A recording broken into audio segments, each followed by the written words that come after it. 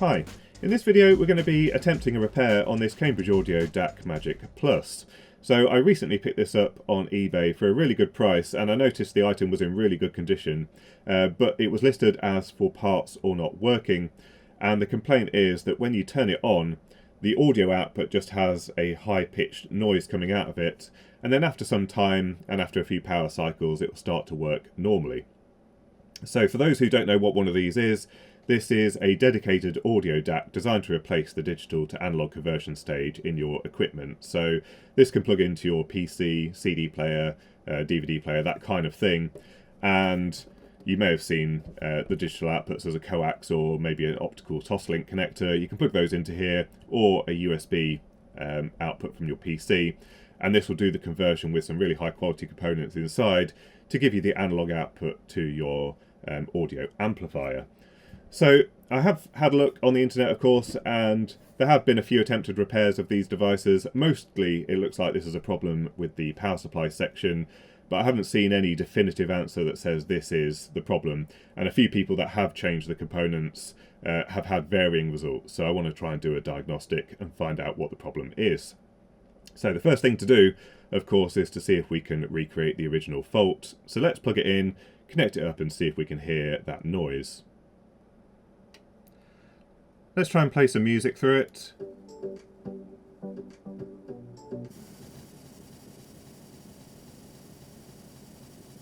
And we're definitely getting some noise coming through. And then even with the audio file stopped, it continues with that noise.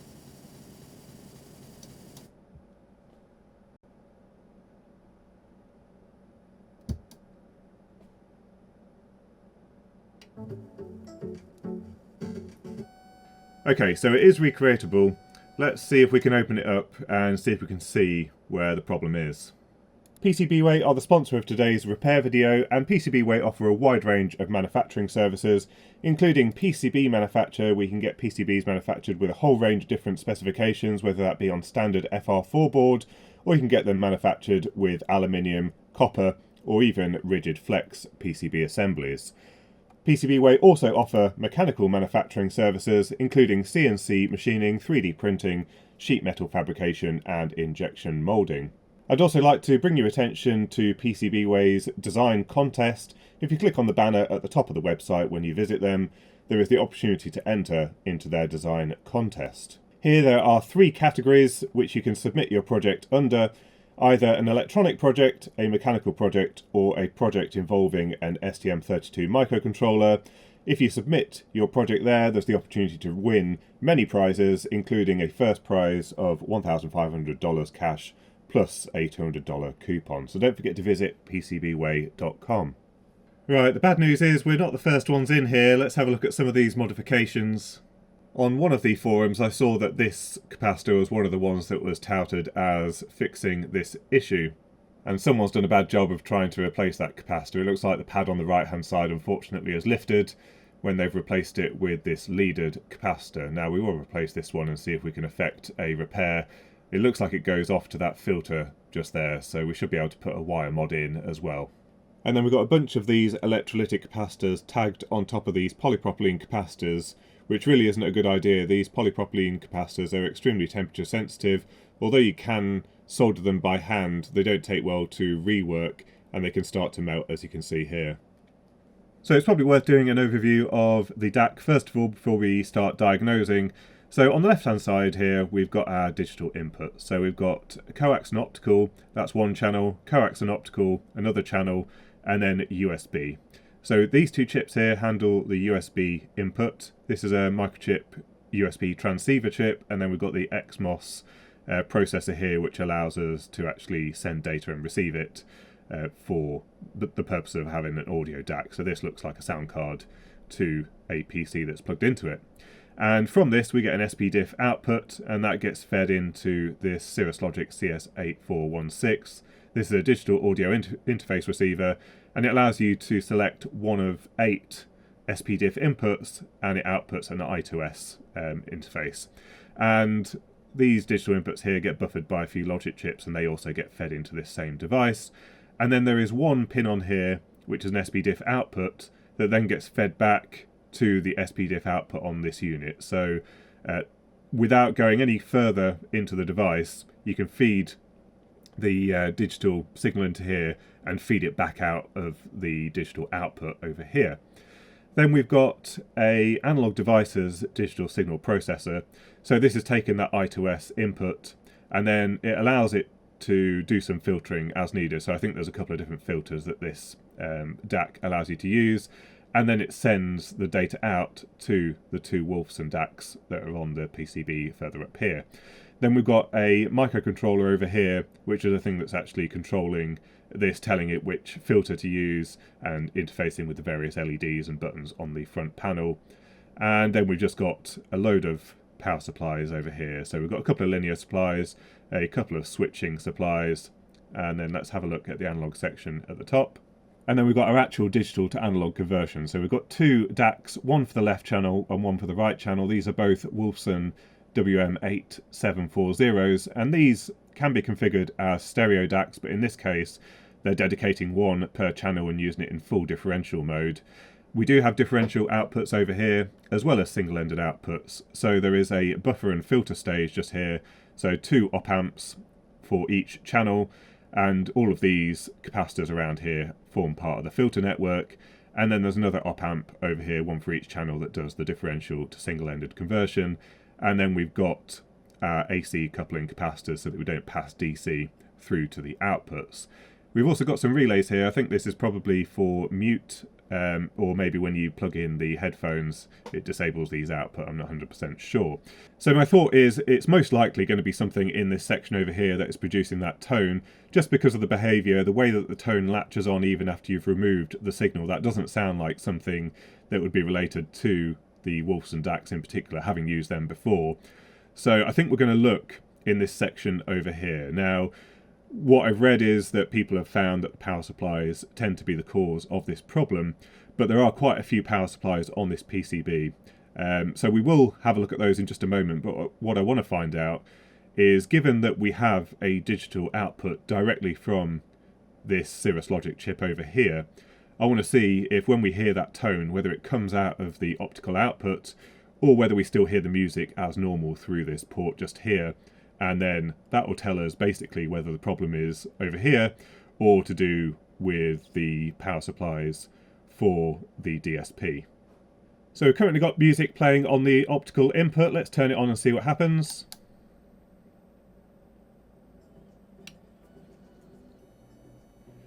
And it's passing through just fine onto my hi-fi using the digital output here, but as you can see on the spectrum analyzer, the analog output is making that noise again. So we've got no issues with the digital audio interface receiver. It sounds like our problem is something to do with the power supplies for the digital signal processor. So we've got some analog power supplies in this unit, but I think we're most interested in the switching power supplies, and this is the first of the switching power supplies. This does the main 12 volt to 5 volt conversion for all of the other digital supplies in the unit. So this is the main thing that everything is referenced from. So a large switcher chip here and our output capacitor just here. And if we probe right on the capacitor, we have a little bit of noise, but the average is 5 volts. It says peak to peak noise about 467 millivolts. So a little bit noisy, but certainly shouldn't really be causing our issue. Then we've got two fairly important digital supplies. So one of them over here, I think this is the 1.2 volts into the DSP. And we've got an input capacitor here being fed through a little ferrite bead. And then our output capacitor is this one that's been tagged on to the power supply. And then it feeds the actual DSP through this ferrite bead. So let's have a look at what the input, first of all, to the DC to DC looks like. And that is really quite noisy. Now I do have a lead on the scope probe, but for example, when we do have a look at one of the other suppliers right nearby, we don't have that same kind of noise. So I think this is genuine noise on this side of the ferrite bead. If we look at the input to the ferrite bead, it's quite clean, which suggests we're getting loads of peaks of current going through this ferrite bead, possibly because the ESR of this capacitor just here has started to increase. When we look at the output, it's not too bad. It's a little bit wobbly. You'll notice it's moving up and down just slightly. So we will replace this output capacitor as well, but I think our problem is probably actually to do with this input capacitor just here. And then we've got another digital supply here, which is feeding a 1 volt supply through this bead into the XMOS chip. And then there's another output, I think, that goes elsewhere on the PCB as well. So if we look at the outputs here, you can see that's really quite noisy as well. Let's have a look. We've got about 1 volt peak to peak of noise on that output capacitor. So certainly this one looks like it may be problematic as well. When we look at the other side of the ferrite bead, it's a little bit cleaner. I think we've got some output capacitance over here, but certainly I don't think this is a good sign. So I think the first thing we're going to do is swap out these 3 capacitors just here. It looks like whoever modified this also bypassed all of the output section. Now I noticed when I turn it on you get a pop through the speakers. For whatever reason the audiophiles don't like capacitors in the audio path, and this is basically what it's bypassed, including these relays on the output. So we will need to restore that, but let's not change anything to do with that just now. There's also a modification on the JTAG header, but I think this is a factory modification. I saw something similar on some other photographs of these PCBs. So I've just snipped that capacitor off that was on legs. This is the trace that's been lifted, so we've got to be really careful not to do any further damage. But let's get those 2 leads out the way first of all.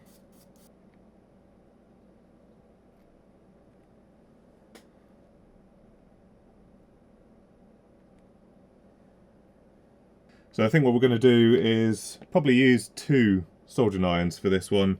Let's see if we can melt a bit of solder on the pad first on each side, and then we should be able to lift it with 2 soldering irons. The tweezers probably won't get around this.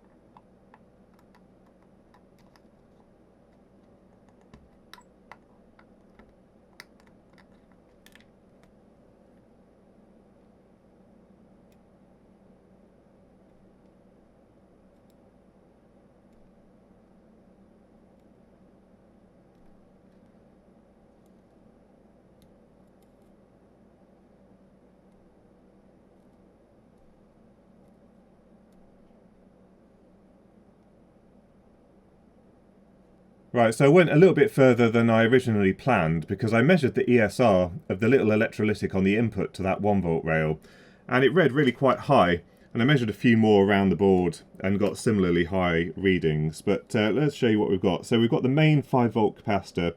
This one actually measured absolutely fine.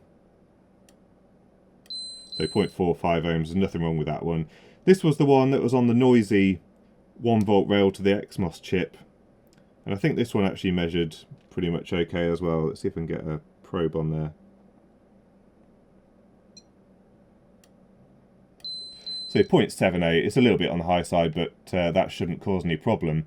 But then we've got some of these capacitors just here. So I think this was the one that was on the input to the main 1 volt rail feeding the DSP. And that's up at 22 ohms. So that's why we had such a noisy input rail into the switching converter. Another one here, 24 ohms, and then I think the others were mostly sort of around the 10 ohm mark, 7.7, 5 ohms, that one's a good one.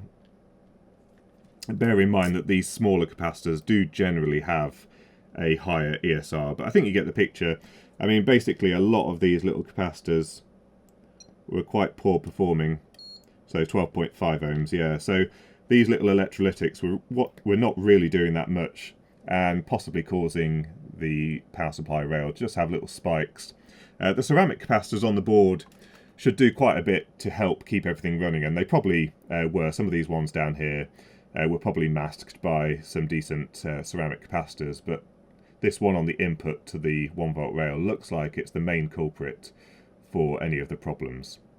Now, I did buy some replacement capacitors. Unfortunately, I bought slightly the wrong size. These are 5mm in diameter instead of the little 4mm ones. But if we measure this one to give a comparison, you can see this is 0.79 ohms. So this one's significantly better than those little ones, and hopefully that should fix the issue with the 1 volt rail.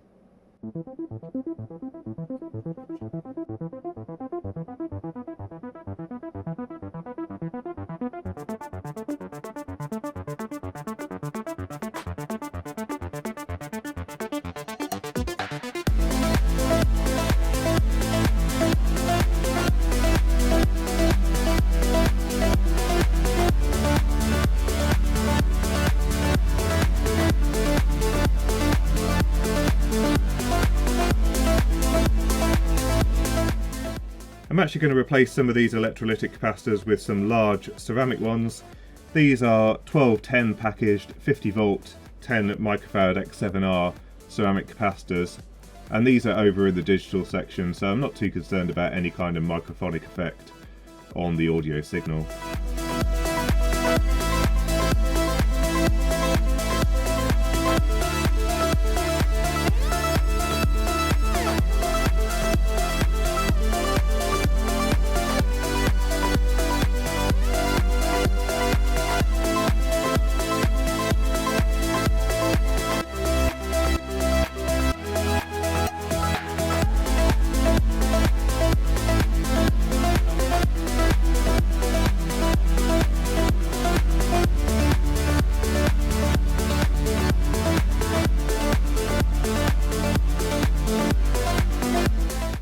Next we need to think about what we're going to do about this capacitor with the loose pad. It's tracked down just to this filter here. So I think what we're going to do is just tack it down as we would normally, and then maybe run an additional wire just around the outside onto this point here.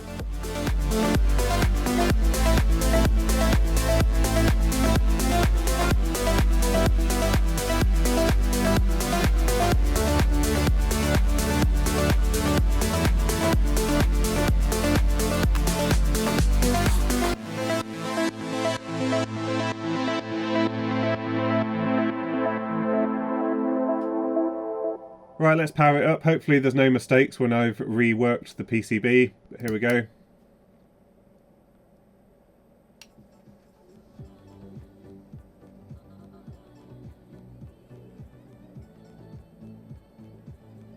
And that's a good start.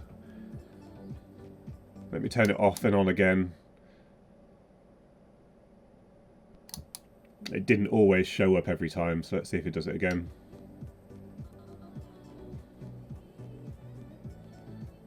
No, that looks good. Okay, first of all, let's look at the 5 volt rail, see how that looks. And that's okay, quite stable there at 5 volts. We've got the 3.3 volts just here. And again, that doesn't look too bad. Now we've got the input to the DC to DC converter, which was really noisy before. And that's clean as well. What about the 1.2 volts output? That is super clean. And then we had this one which was really noisy before. Let's have a look at what it looks like now. And it's still a little bit noisy, but a lot better than it was before. I think this one could have done with some ceramic decoupling there rather than just the electrolytic capacitor. But the supply rails are looking a lot better now, and I think that is primarily what the issue was with this before. We're going to leave this playing for a while, but I've been unable to recreate the original fault, so I think we've resolved it with the power supply fixers. What I'd like to do next is tidy up this analog section over here. So in the design of this DAC, they actually eliminated any MLCC ceramic capacitors in the analog chain so that we don't get any potential microphonic effects on the analog output. Instead, they've got film capacitors for decoupling, and for the filters, there's just a few ceramic capacitors dotted around the place, but they are NP0 dielectric, so they don't suffer in the same way from the microphonics. So what I'm going to do is remove all of these electrolytic capacitors, replace the film capacitors on the PCB, which are notoriously difficult to solder. So we're going to have to use some lead solder, 187 degree melting point, and a temperature controlled soldering iron at 200 degrees C so that we don't do any damage to these. And I think I'll replace these electrolytic capacitors as well, just to make sure that everything's all nice and renewed.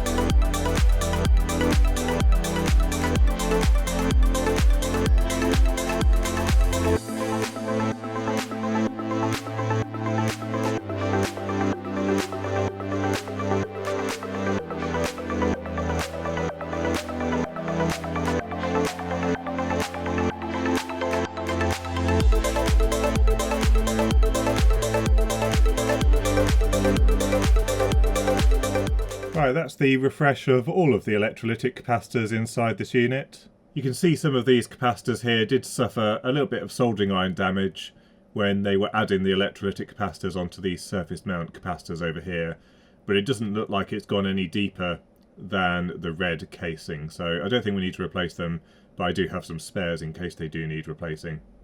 All of the non-polarised electrolytic capacitors are now Nichicon Muse capacitors. And then the ones over here are either Panasonic FK or Panasonic FM electrolytic capacitors.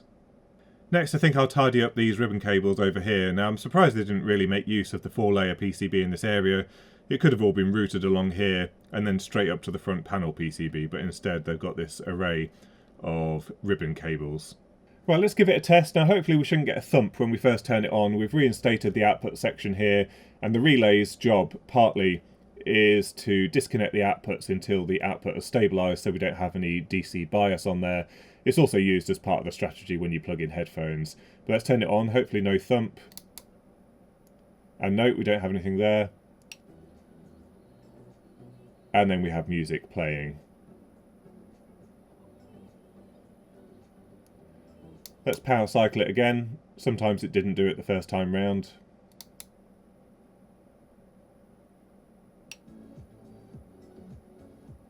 I thought we'd have a quick look at the unit after it's been running for about half an hour, and as you can see there's some real hot spots inside this unit. It looks like the peak temperature is about 68 degrees C. So if I add on the macro lens, you can see here we've got the XMOS chip that's running at about 50 degrees C. It appears to be made from 2 different dies inside the same package. We've got the digital signal processing chip just there running at about 45 degrees C. And then just over here is a linear regulator. This is providing the 3.3 volt rail for the unit, and it's running at about 50 degrees C. But that capacitor that had the high ESR that was feeding that switching converter is just here. And if we place the cursor in that area, it's running at about 42 degrees. So a little bit elevated. That possibly could have added to the aging of the electrolytic capacitor that was there. Obviously now it's a ceramic capacitor. Then if we look down here, some of these are getting really quite warm. This is one of the charge pumps that's providing the negative supply rail, and that one's running at about 72 degrees C. This one's providing a slightly higher positive voltage, not running anywhere near as warm, although there is an extremely warm resistor right next to it. And then over here we've got some linear regulators. So just here we've got a 7815 positive 15 volt rail, and then we've got a 7808 providing an 8 volt supply rail to some of the analog electronics. And then if we look at the op amps in the headphones section, they seem to be running at about 60 degrees C. The DACs themselves don't seem to be running too warm. That's quite acceptable at 42 degrees C, but again the op amps over here, they're running close to 60 degrees C. And then we've got the differential to single-ended conversion op amp just here running a little bit cooler at 46. So that's a successful repair and service of this Cambridge Audio DacMagic Plus, and for anyone watching who has the same issue with theirs, the main component you want to take care of was the electrolytic capacitor on the input to this 1 volt DC to DC converter that feeds the DSP, and if this has a noisy supply rail then it's not able to do its job properly, and that for whatever reason manifests itself as the same tone across all of these units. Now you can sort of mask it with a replacement of this capacitor here, which is the output capacitor, but ultimately it's going to fail because we've got a very noisy supply coming in. The DC to DC converter is going to have a hard time providing a regulated output to the DSP if the input is extremely noisy. And because there's a little ferrite bead feeding this, even though we've got capacitance back here, that isn't sufficient to provide a noise-free input to the DC to DC converter. Now there was a noisy supply rail as a result of this capacitor and this DC to DC converter over here, which is feeding the XMOS chip. I don't think that was anything to do with the issue, but we have cleaned that up very slightly. We have various electrolytic capacitors around the outside that are feeding the supply rail to the optical receiver and transmitters over here, but those aren't too critical. I did find that this electrolytic capacitor over here near the microcontroller was quite high ESR, but this one is only feeding a supervisor chip, so that one shouldn't be too problematic either. So again, I think the main thing to focus on is the components over here. So I hope you found the video useful. If you've got any thoughts or questions, don't forget to leave them in the comments section down below. Don't forget to visit our sponsor for this video, PCBWay. And until next time, thanks for watching.